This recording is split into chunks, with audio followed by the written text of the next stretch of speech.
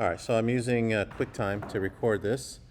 All right, so hopefully this is working. And so, okay, so we've talked about perspective. Now the next one. Help you convey different emotions, as we'll talk about more in just a moment. And number 3, editing. Editing your video. Okay, so we talked about emotion. Let me go back a little bit. We got perspective. Angles. You can give your audience multiple perspectives of what they're looking at to help them understand the scene and feel more connected to it. Number 2, emotion. So the number 2 one is called emotion, okay? So emotion, if you see what I wrote there, shows, oh, I didn't write this down. Okay, good. So emotion is the second one, okay? That is the whole purpose of cinema, of basically taking pictures and video. Emotion, okay? You want to, with emotion, what happens? You get a connection.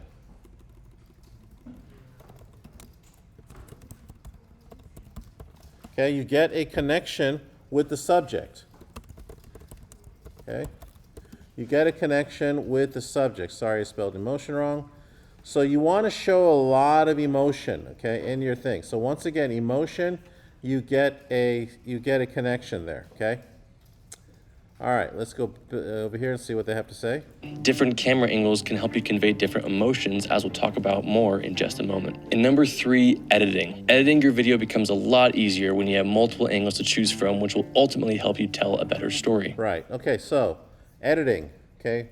That's more for video, but you know, you remember I showed you the picture of those guys hanging on the beam on top of, close to, on the building, okay?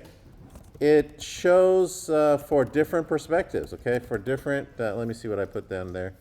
Editing, I didn't put anything. So editing, okay? So it allows you to use different camera angles. Okay, that's basically what it is. And with different camera angles, you have different emotions. Okay, so you may want to write that down. The rest you can copy and paste into here. Okay, perspective. And then emotion, editing, all that fun stuff. And so, yeah, basically that's the reason why we use camera angles. So most of you may not have been aware of the importance of camera angles, mainly because, well, you guys weren't aware of it, okay? Neither was I. I was not aware of the importance of camera angles until I started studying photography, and I still want to learn more about it because I think it's a great hobby, and I think it's also a great way to kind of pass your time, you know, better than playing games or.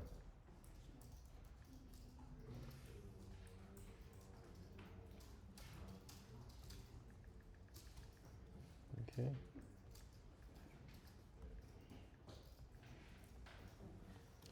All right, so next thing is they're going to talk about the different camera angles, and we're going to like kind of breeze through them.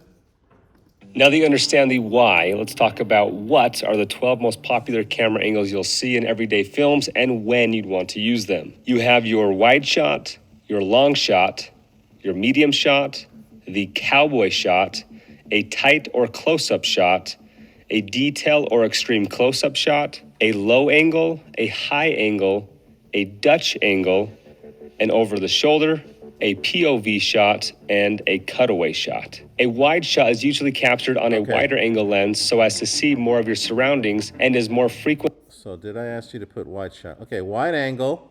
Okay, if you notice what I put there, you see more of the surroundings. Okay, so in other words, you see a lot of where it's at.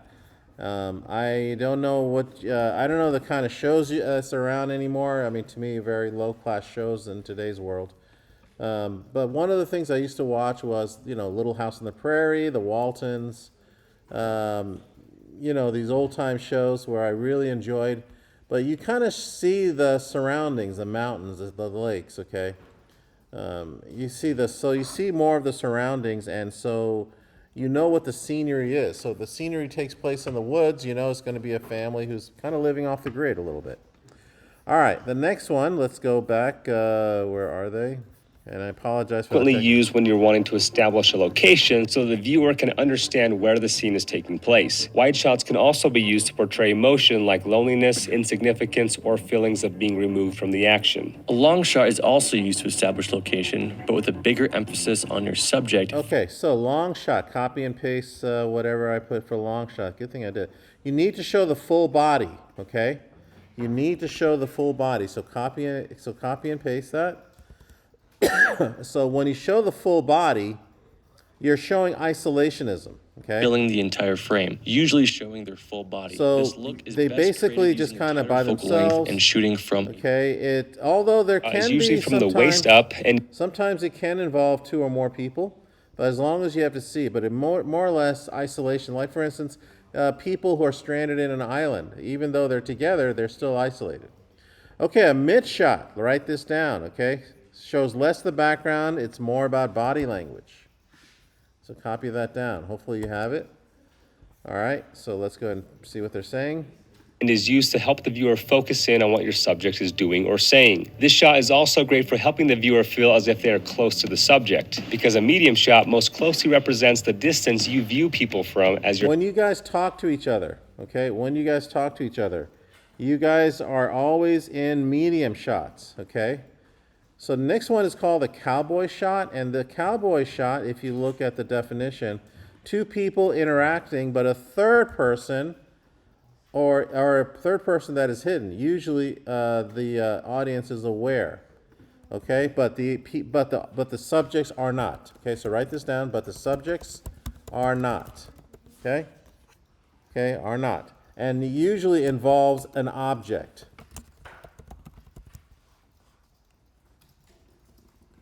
Actually, yeah, involves an object. Okay? So let me show you what I'm talking about. So when you think of a cowboy shot, it's usually two people and a gun, okay? But sometimes it's flowers behind the back, okay? So something like this shot right here, okay? So you got flowers behind the back. That is still a cowboy shot. It could also be, I don't know, well, let's just leave it that way, okay? So something behind the back. Oh man, they're in trouble. He's in trouble. He better. Ooh, no, she's in trouble. Yikes. Damn, okay. Yeah, okay. Girls, you want to avoid people like that. Okay. Next, so. Called so because of its popular use in Western films. This would be used instead of a medium shot if you need to show detail around the waist like a freaking gun. A tight shot is often just the head and shoulders of your subject. Okay, so this is also called a close-up shot, okay? So if you look in your email, background is not important because we're showing the face, okay? We are only showing the face and we're showing details. So put down details of the face. Okay, details of the face. All right, that's basically what we are doing, showing details of the face. Low angle, okay, copy and paste, please. Shows the subject as being dominant. Let's see what those guys have to say. Is mainly for dialogue or to show the detailed expression of your subject. Tighter shots are usually used for important or intense or intimate people or in dominance. Low camera angle is used to make your subject appear So if you look at this guy, the way he looks, very intimidating, very superior, and you see a lot of superheroes, okay? Superheroes in, you know, high angle kind of pictures, if we can find them. Let's see, so, oh boy, they would have to show this silliness. Avengers, maybe? Anyways, a lot of them appear high angle. I can't find any right now, but this is sort of high angle. You got Captain America here. But again, the camera's got to look up. You notice you can't see the top of the head. So usually that's the high angle shot, although there's a good Batman one. Superheroes.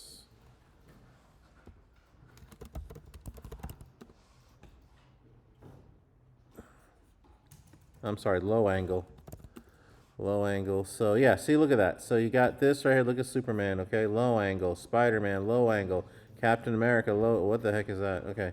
All right. So anyways, yeah, low angle shot always shows as being dominant. Okay, then let's go on to the next one. larger than life, and to portray power and dominance. Low camera angles can also be made to portray wonder and majesty as long as your subject is smaller than what surrounds them in your image. A high camera angle does the exact opposite by portraying your subject as weak and inferior. I disagree with that. It doesn't mean weak, okay? It also could mean dependence, okay? So in other words, like for instance, you know, you want to show a situation where, okay, so high angle, you know, kids. So a kid looking up to the parent, like right here. That's that's high angle, but the kid, you know, that's not submissive. That's not weak. That's actually quite nice, okay? So it is dependence. Okay, so the Dutch tilt, we'll try to, you guys focus over there? Okay, please keep it down until I'm done. All right, okay, so, all right. And then the other one, of course, is a Dutch tilt brings interest to an ordinary shot, okay? So I expect a lot of this right here. So let's see what they have to say. Or smaller and vulnerable. Now, a Dutch angle is basically So you see, anytime this you is an ordinary shot. Nothing, no frills about it. But because it's tilted, well, at least I'm looking at it. slightly tilt the horizon of your frame and is usually used to convey an uneasy emotion like something isn't. Okay. Two subjects talking to one another. Over you the put shoulders when two subjects are talking to each other, okay? So please copy and paste that. Interaction, two people talking. And why don't you go ahead and copy the other one, POV. We'll get to it right now. Okay, POV is, okay, and we're not going to do cutaway. Okay, so what you see is what, so in other words, POV. So let's go ahead and hear what they have to say about over the shoulder. the camera behind the shoulder of one of the two, placing one in the foreground, giving the perspective as if you are the person that is being talked to. A POV or point of view POV shot. is really interesting. It's basically you need to show the body part, okay? So you got to show body part POV. So let's do POV, camera angle. All right, here we go. So like this, okay? That's a POV. That's a POV. This is not a POV. That's a POV. Don't ever do that. This is not a POV. This is a low angle. Okay, but that's a POV. This is a POV. Believe it or not, that's a POV. Okay, that's a POV. Okay. So anyway, so that's basically it. Does everybody have all notes? Okay, once you're done, you can turn this in for a grade. Tomorrow is catch-up day. I apologize for the technical problems, but hey, you know, we got through it. So thanks for your patience.